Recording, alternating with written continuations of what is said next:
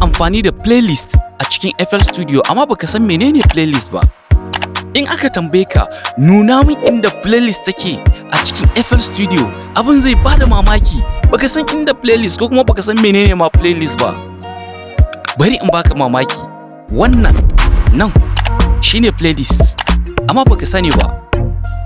Playlist guri ne inda zaka arranging ɗin sound ɗinka ka buga daga channel rack ɗinka.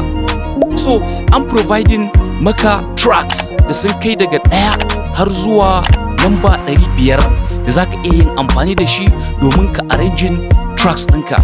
Akan wannan playlist ɗin zaka iya recording waka, sannan kuma zaka iya arranging beat ɗinka, sannan zaka iya yin su automations ɗinka duka akan wannan playlist. Akwai abubuwa da yawan da za a yi da su akan playlist, amma ku bi ni a YouTube channel ɗina domin yin amfani da playlist in full time.